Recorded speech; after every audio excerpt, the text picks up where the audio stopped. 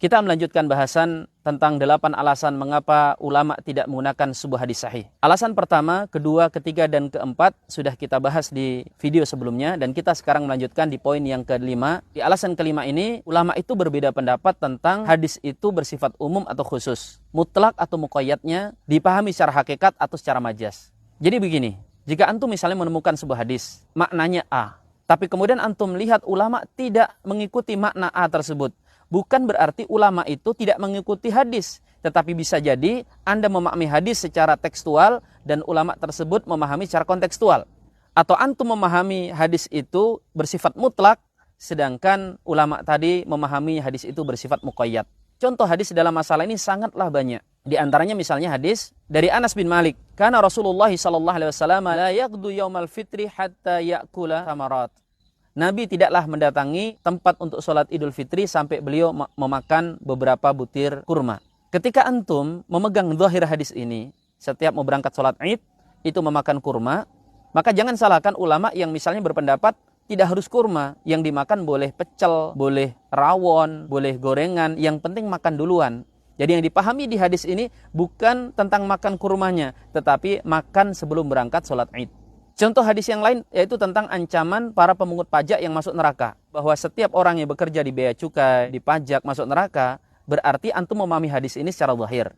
Tetapi ternyata mayoritas ulama tidak memahami hadis itu seperti pemahaman antum. Maka jangan katakan bahwa ulama tidak mengikuti hadis. Ulama memahami hadis itu secara muqayyad. Karena yang dimaksud hadis itu adalah orang-orang yang memungut pajak secara ilegal, orang-orang yang memalak di pasar, yang mencegat di pelabuhan-pelabuhan, bukan mereka yang bekerja resmi kepada pemerintah. Kemudian jenis hadis yang diperbeda pendapatkan muqayyad mutlaknya, khusus umumnya adalah tentang larangan dua jual beli dalam satu jual beli. Dalam hadis dikatakan, naha Rasulullah sallallahu alaihi wasallam an bai'atani fil bai'ah. Rasul melarang adanya dua jual beli dalam satu jual beli. Hadis ini dipahami oleh sebagian saudara kita, misalnya teman-teman dari Salafi, untuk mengharamkan kredit. Karena kredit berarti menyediakan adanya dua jenis harga untuk satu barang.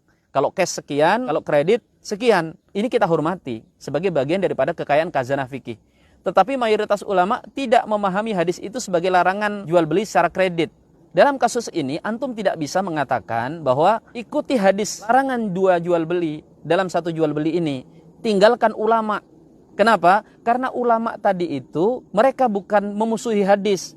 Bukan berarti ketika antum atau ada yang memahami hadis ini larangan kredit, terus yang membolehkan kredit itu tidak pakai hadis ini, dia pakai Tripitaka atau pakai Injil atau pakai Weda. Enggak, mereka memahami hadis ini juga, tetapi memahami secara kaidah yang berbeda. Dan bahasan tentang ini panjang, dan saya sudah membuat tulisan tersendiri tentang hukum kredit atau taksid dalam bahasa Arabnya. Kita lanjut ke alasan yang keenam, mengapa para ulama terkadang tidak menggunakan hadis sahih. Karena hadis itu dipandang kaitannya dengan kebiasaan Nabi SAW yang hidup di zaman tertentu, di tempat tertentu dengan kebiasaan tertentu, bahkan sebagiannya berkaitan dengan khususiat atau kekhususan Nabi SAW. Contoh hadis dalam masalah ini juga sangatlah banyak. Misalnya Rasul menikah lebih dari 4 wanita, kemudian Nabi SAW tidak makan sedekah, kemudian Rasul SAW wajib sholat witir, dan seterusnya. Dan kemudian contoh yang paling kita kenal, misalnya memakai tongkat ketika khutbah. Dalil yang menyebutkan tentang memegang tongkat ketika khutbah ini sangatlah banyak. Di antaranya adalah hadis yang berbunyi bahwa Rasul SAW ketika beliau naik ke atas mimbar untuk berkhutbah, faqama mutawakki'a ala asa. Beliau berdiri dan kemudian beliau bertelekan di sebuah tongkat. Hadis ini sahih. Sebagian ulama memahami bahwa hadis tentang tongkat ketika khutbah ini adalah sunnah Nabi SAW. Dan kalau kita lihat yang mengamalkannya justru malah warga Nahdiyin. Mereka itu kalau khutbah, tongkat itu bahkan menjadi ciri khasnya. Sedangkan yang tidak memegang tongkat ketika khutbah, tidak bisa kita tuduh bahwa mereka tidak mau mengamalkan sunnah Nabi SAW. Atau misalnya meninggalkan hadis, padahal hadis yang sahih.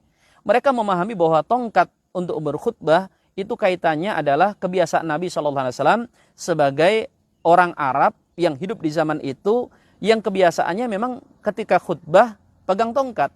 Rasul ketika ke masjid bawa tongkat, ke pasar pegang tongkat, dan termasuk ketika khutbah beliau bawa tongkatnya beliau tersebut. Hanya saja bedanya, selesai berkhutbah tongkat itu oleh Nabi dibawa pulang, karena memang tongkatnya milik beliau SAW. Ya beda sama antum, kalau antum khutbah Jumat, tongkatnya antum bawa pulang, itu sama takmirnya dikejar. maaf Pak Ustadz, tongkatnya kebawa gitu.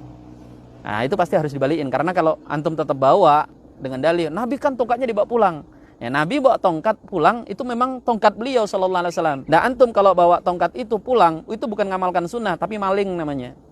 Perbedaan pendapat di kalangan para ulama tentang tongkat, tentang berbagai macam hadis Nabi sallallahu alaihi wasallam jangan dipahami ketika seseorang memegang dalil secara tekstual dia dikatakan mengikuti hadis, sedangkan secara kontekstual dikatakan tidak menggunakan hadis. Itu culas namanya. Selanjutnya alasan ke-7 dan ke-8 kita lanjut ke video yang akan datang. Agak repot berhadapan dengan netizen yang hobinya nonton short sama reel. Nonton video lebih dari 10 menit kajian itu pasti sudah puyeng. Kecuali kalau drakor atau mungkin lawakan, mungkin bisa tahan sampai berjam-jam.